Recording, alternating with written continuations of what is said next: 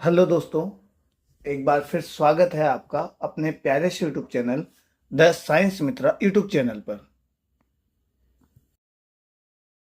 मैं हूं आपका दोस्त विष्णु शर्मा और एक बार फिर मैं आपके लिए लाया हूं सेकेंड ग्रेड के लिए प्रीवियस ईयर क्वेश्चंस की सीरीज में आज नया चैप्टर जिसमें हम बात करने वाले हैं 11 साल के पीवाईक्यूज के बारे में। साथ ही साथ उन पीवाईक्यूज को केवल हम सॉल्व ही नहीं करेंगे, उनसे रिलेटेड टॉपिक्स जो है उन पर डिस्कस करेंगे, फॉर्मूलाज पर डिस्कस करेंगे, उनके कॉन्सेप्ट पर डिस्कस करेंगे और साथ ही साथ में ट्रिक्स पर डिस्कस करेंगे। तो आज की क्लास हमेशा की तरह होने वाली है मजेदार, शानदार और धुआंधार।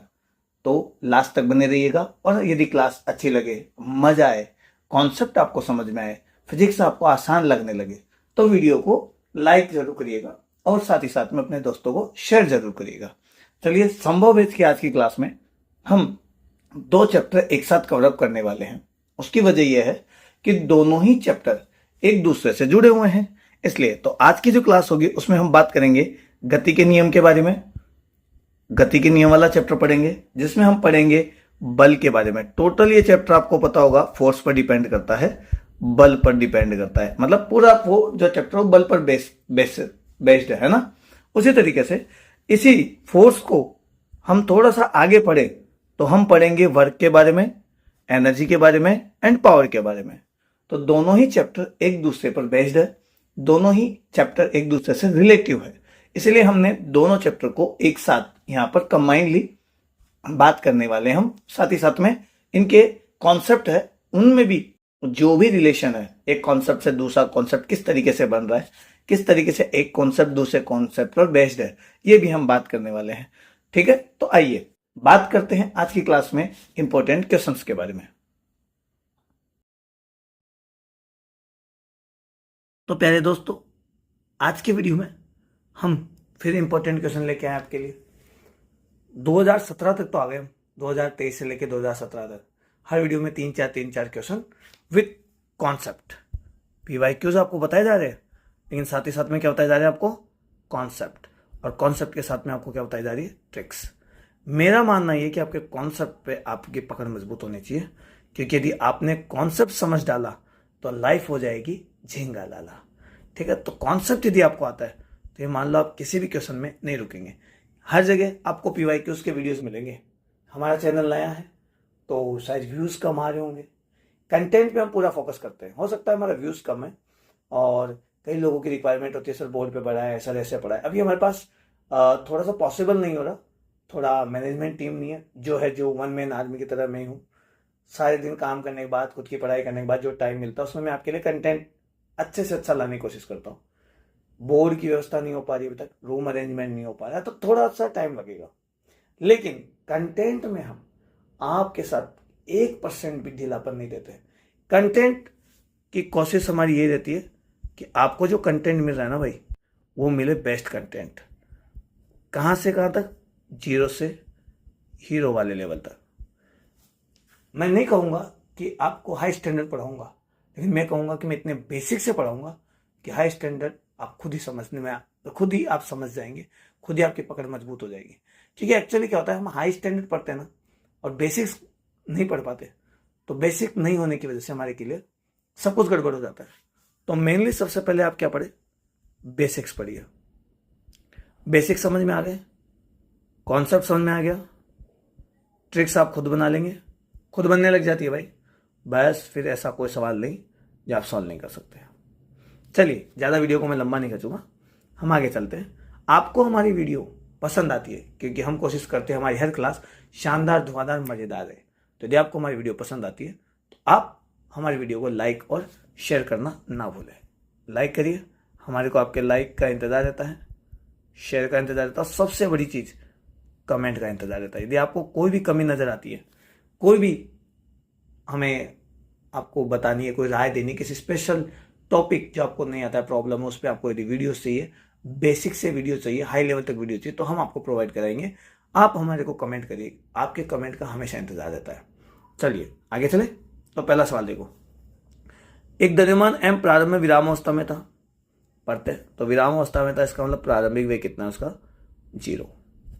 इस पर एक नियत बल लगाया। नियत बल यानी बल की वैल्यू क्या है भाई, कांस्टेंट। देखो कांस्टेंट को ऐसे लिख देते हैं शॉर्टकट में, एफ बराबर एम में होता है भाई, तो एम में भी क्या है आपका कांस्टेंट। देखो आपने कहीं पढ़ा होगा कि भाई एम तो कांस्टेंट ही होता है, यहां पर दोनों गुना होकर कांस्टेंट हो रहे हैं, इसका मतलब ए की वैल्यू भी क्या हो रही है आपकी कांस्टेंट हो रही है। और ए की वैल्यू कांस्टेंट होती है तो आप न्यूटन की गति के समीकरण लगा सकते हैं, न्यूटन की गति के समीकरण लगा सकते हैं। अब देखो सवाल क्या पूछ रहा है, अच्छा न्यूटन की गति के समीकरण तभी लगेंगे जब ए की वैल्यू कांस्टेंट होगी, अदरवाइज न्यूटन गति के समीकरण नहीं लगेंगे, इक्वेशन ऑफ मोशन काम में नहीं आएगी। एक दिए गए विस्थापन के लिए वेग समानुपाती है, विस्थापन और वेग का संबंध चाहिए, समय का कोई लेना देना नहीं है, तो तीन इक्वेशन होती है, v बराबर u plus a t, s बराबर u t plus half a t square. मैं आपको इसलिए लिखा रहा हूँ ताकि आपको ये समझ में आ सके कि मैं किस तरीके से सवाल को सॉल्व करता हूँ, आपकी अप्रोच किस टाइप की होनी चाहिए। तीनों इक्वेशन लिख दी। अगले ने विस्थापन के बारे में बोला है और वेग के बारे में बोला है, समय का कोई लेना देना नहीं है। इस इक्वेशन में समय है, काटो इसको, इसमें भी समय, इसको भी काटो, केवल ये बच गई।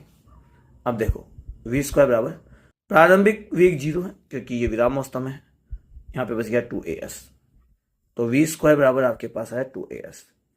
ए यहाँ पर कांस्टेंट है, 2 यहाँ पे कांस्टेंट है। जब भी आप कांस्टेंट लगाते हैं मतलब समानुपाती का चिन्ह होता है, डायरेक्टली प्रोपोर्शनल का साइन होता है, ये हटता है तो आपके पास में कांस्टेंट आता है। यदि आप कांस्टेंट हटाएंगे तो डायरेक्टली प्रोपोर्शनल का साइन आ जाएगा, तो वी स्क्वायर डायरेक्टली प्रोपोर्शनल हो जाएगा एस। समझ में आई मेरी बात? चलिए अब थोड़ी सी गड़बड़ और हो रही है अभी तक, अपन को ये भी देखना है, हमको यहाँ पर जो लाना है ना, विस्थापन के लिए इसमें उत्पन्न वेग समानुपाती होता है और मुझे वेग को लाना है, ठीक है, द्रव्यमान लाना है, कोई बात नहीं अभी कर लेते हैं। तो वेग और विस्थापन का संबंध तो ये आ गया, क्लियर है। इसी से मैं उठाता हूँ, देखो वी स्क्वायर बराबर क्या बचा 2as, ठीक है। सवाल देखो वी स्क्वायर बराबर, अच्छा 2 की जगह 2, ए की जगह मैं क्या लिख सकता हूँ, देखो एफ बराबर क्या होता है एम है, यहाँ पे लिख रहा हूँ, तो ए बराबर हो जाएगा एफ अपॉन एम, तो मैं यहाँ पे लिख देता हूँ एफ अपॉन एम और साथ में लिखता हूँ एस।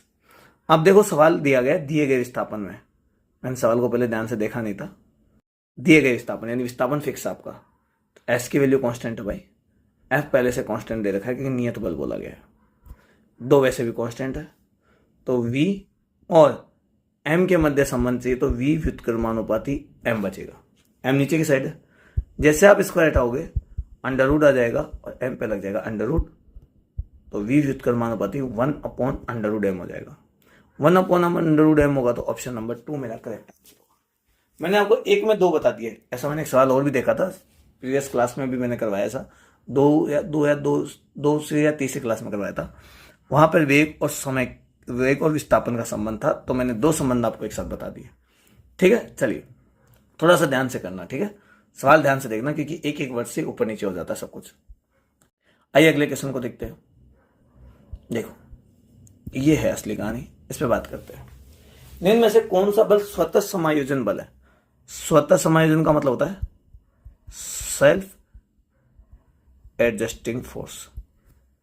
ये मैंने आपको घर्षण बल में भी पढ़ाया था, आज फिर मैं आपको बता रहा हूं। देखो होता क्या है, देखो मान लो मेरे पास एक डब्बा है, ठीक है, और ये किसी पृष्ठ पे रखा हुआ है, तो डब्बे के जो मॉलिक्यूल होते हैं ना और ये पृष्ठ के मॉलिक्यूल होते हैं, इनमें बॉन्डिंग बन जाती है, ये बॉन्डिंग बन गई, ठीक है, और ये बॉन्डिंग को तोड़ना नहीं चाहते। तो जब कोई बंदा इन पे धक्का लगाता भी है, तो जब तक ये बॉन्डिंग नहीं टूटेगी ना, तब तक ये डब्बा नहीं खिसकेगा। कोई आदमी इस डब्बे पे धक्का लगा रहा है, आगे खिसकाना चाहता है, बट ये जो बॉन्डिंग है ना, ये उसको रोक के रखी हुई है। तो मान लो मैंने ऐसा माना कि ये जो बॉन्डिंग है ये तब तक रहेगी जब तक कि 100 न्यूटन फोर्स सहन करे या 100 न्यूटन फोर्स इस पर लगा दे। अब मैं एक लड़के को बुलाता हूं जिसका नाम है चिंटू, ये चिंटू आ गया आपका, और चिंटू ने फोर्स लगाया, 20 न्यूटन लगा तो दिया, लेकिन डब्बा नहीं खिसकेगा। क्यों? क्योंकि ये जो बॉन्डिंग है इसे तोड़ने के लिए कितना चाहिए, कम से कम 100 न्यूटन चाहिए। अब मेरी बात समझना, इसका मतलब ये हुआ कि जब चिंटू ने 20 न्यूटन इस पर लगाया, तो जो बॉन्ड बन गए थे ना यहाँ पे, जो जंजीरें बन गई थी, जंजीरें से बनती एक ये आपस में ऐसे बन जाती चेन, ये चेन तभी टूटेगी जब इस पर इतना फोर्स लगाया जाए कि ये मॉलिक्यूल आगे खिसक जाए, यानी इनके बीच में फिसलन हो जाए, स्लीपिंग हो जाए। तो 20 न्यूटन जब चिंटू ने लगाया ना भाई, तो डब्बा नहीं खिसका, और डब्बे ने चिंटू पर, डब्बा मतलब मैं इन मॉलिक्यूल्स की बात कर रहा हूँ, ये फिसलना नहीं चाहते, ये जो है ना इन दोनों के बीच में रिलेटिव मोशन नहीं होना चाहती, इन्होंने में फिसलन नहीं होना चाहती, तो ये फिसलन को रोकने के लिए चिंटू पे वापस फोर्स लगाते हैं और ये 20 न्यूटन फोर्स वापस लगाते हैं ताकि बैलेंस बना रहे। 100 न्यूटन लगा देंगे तो डब्बा पीछे खिसक जाएगा ना भाई। 100 न्यूटन तो मैक्सिमम है। चिंटू अपने दोस्त को बताता है जिसका नाम है पिंटू।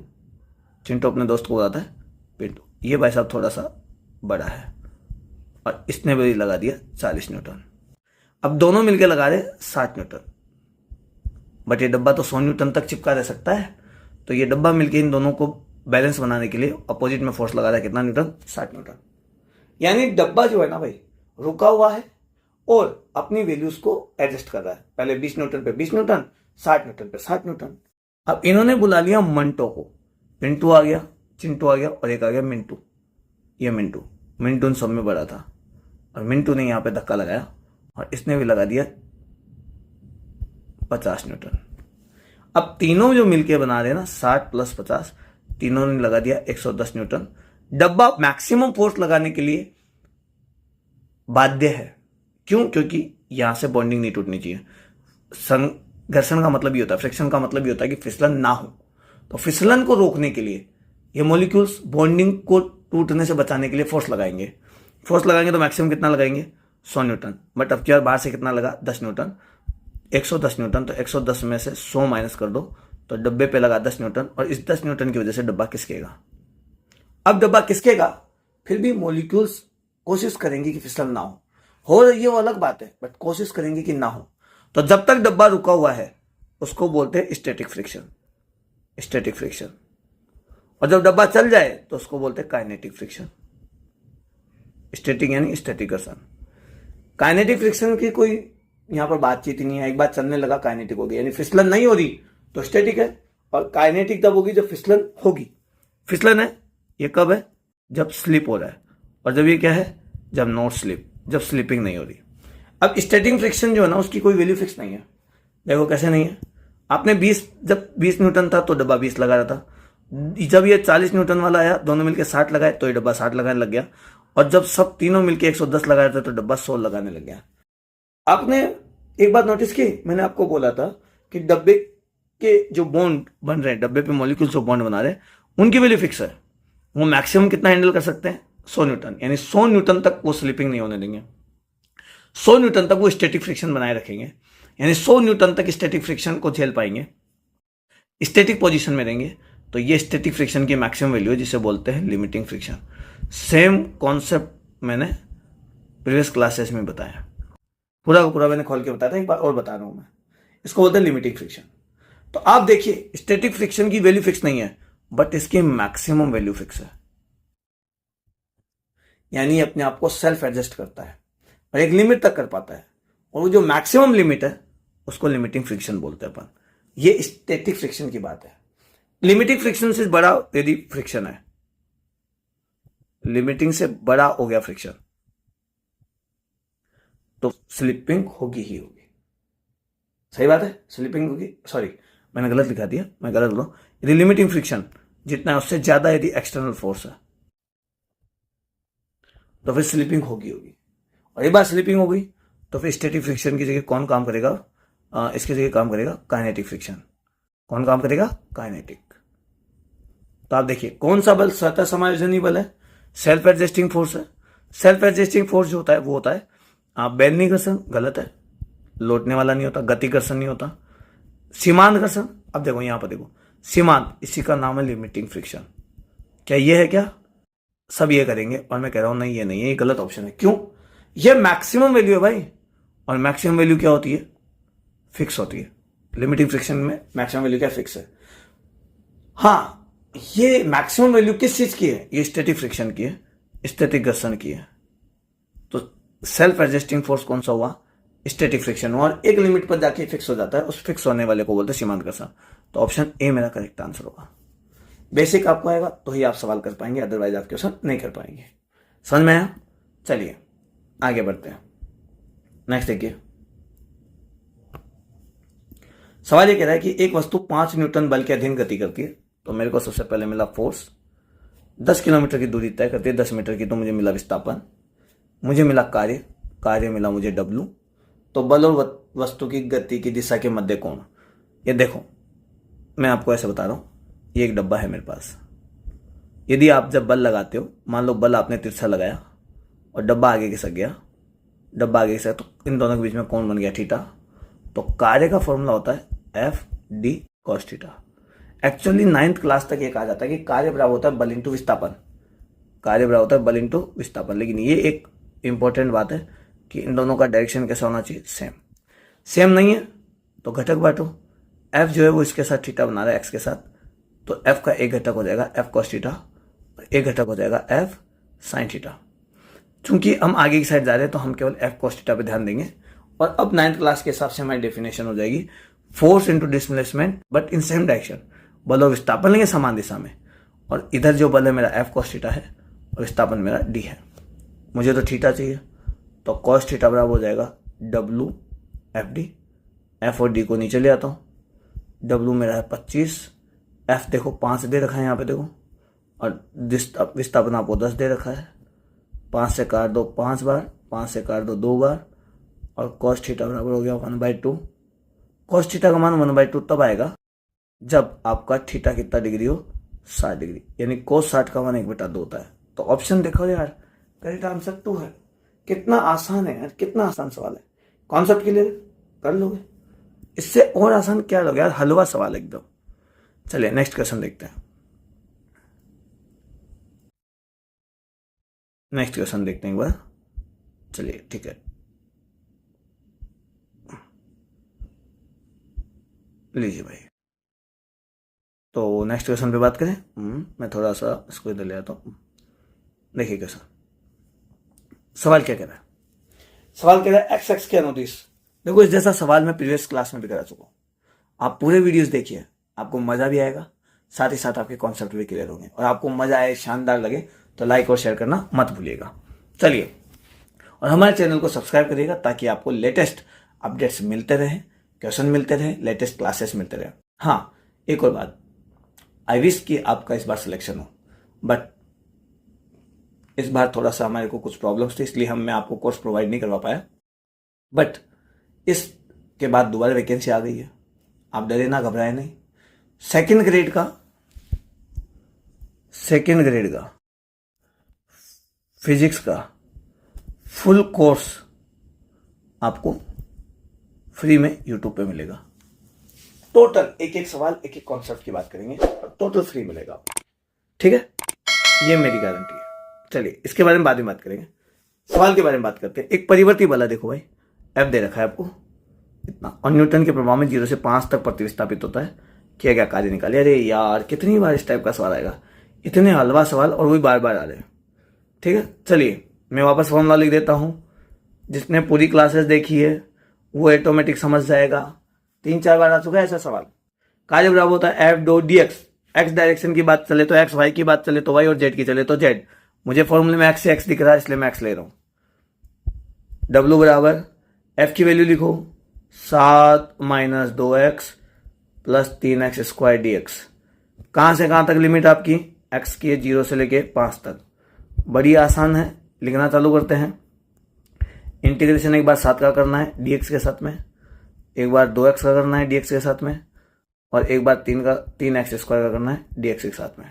लिमिट में लगाता हूँ कहाँ से कहाँ तक, वही 0 से 5 तक, 0 से 5 तक और 0 से 5 तक।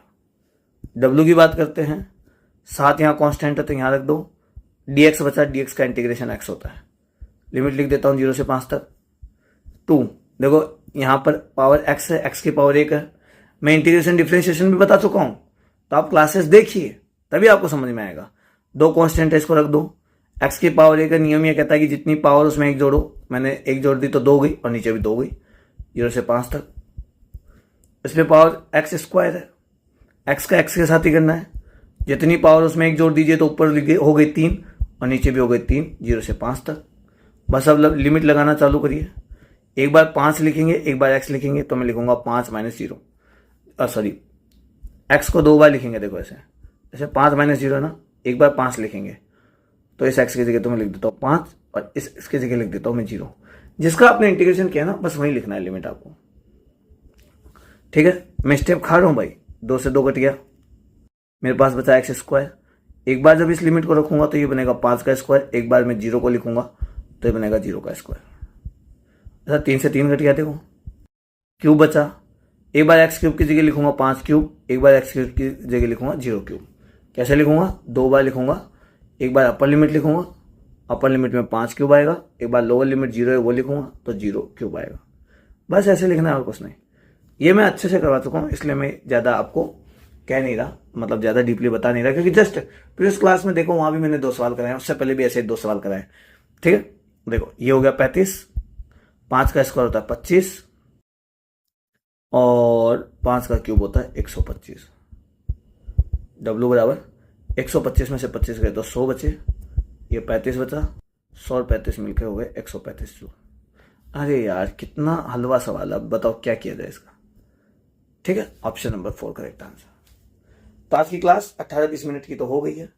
आपको हमारी क्लास अच्छी लगे, मजा आया, शानदार लगी क्लास, तो अगली क्लास का वेट करिए। वहां पर हम लगभग पूरे क्वेश्चन 2013 तक हो गए ना, मतलब लास्ट क्लास है उसमें इस चैप्टर के पूरे क्वेश्चन हो जाएंगे। उसके बाद हम ग्रेविटेशनल के करेंगे और एक क्लास में आपके लिए रखूंगा प्रक्षेप प्रगति की, प्रोजेक्टाइल मोशन की, उसमें आपको वीडियोस मिल जाएंगे।